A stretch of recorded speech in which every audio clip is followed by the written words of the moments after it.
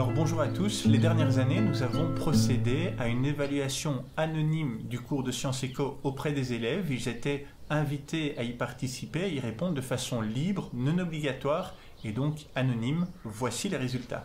Sur les 3 dernières années, il y avait près d'un élève sur 2 qui découvrait l'option sciences éco, autrement dit qu'il n'y était pas en 3e, 4e. Alors sur les 112 élèves qui ont participé à l'enquête, 68% d'entre eux ont déclaré se retrouver en sciences économiques par vrai intérêt personnel. Alors qu'est-ce que cela signifie? Cela signifie que 32% des élèves s'y retrouvent par défaut, par obligation ou suite à une décision du conseil de classe. Cela représente presque un élève sur 3, c'est encore beaucoup trop, et on insiste vraiment sur l'importance d'un choix éclairé et positif de la part de l'élève, tant pour son bien-être personnel que pour sa motivation et l'ambiance de classe. Il faut garder à l'esprit que une fois qu'il choisit l'option, il y est engagé pour 2 ans, et que si ça ne l'intéresse pas, il va subir pendant 2 ans un cours qui va l'embêter. Et donc on insiste vraiment sur ce choix positif. Le côté positif malgré tout, c'est que près de 80% des élèves se disent intéressés, voire très intéressés par la matière vue en cours. Donc ça représente 90 élèves sur 113. Alors il y en avait une petite vingtaine qui se disaient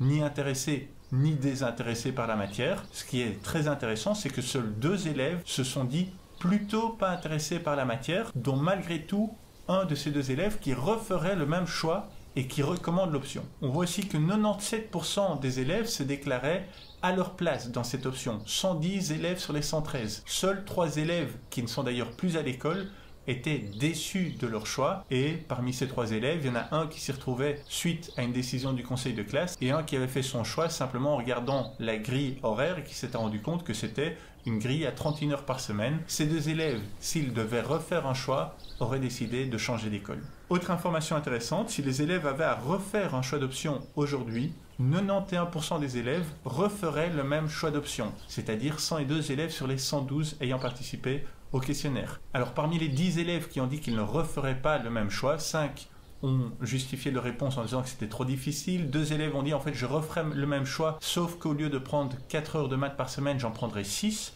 2 élèves changeraient d'école et un autre élève a déclaré s'y être retrouvé totalement par hasard, rien d'autre ne l'intéressait, mais il recommande malgré tout l'option. Enfin, 92% des élèves vous recommandent de choisir l'option sciences éco sur base de leur propre expérience. Cela étant dit, il y a quand même 5 élèves qui disent ce n'est pas à nous de vous recommander quoi que ce soit, faites selon vos intérêts personnels et ça doit être la boussole qui guide vos choix. Et encore 4 élèves mettent en garde en disant faites attention, ce n'est pas si facile que ça. Alors cela donne un bon aperçu de l'option sciences éco au collège. Les élèves avaient également l'occasion de vous laisser de façon anonyme un message à propos de l'option sciences éco.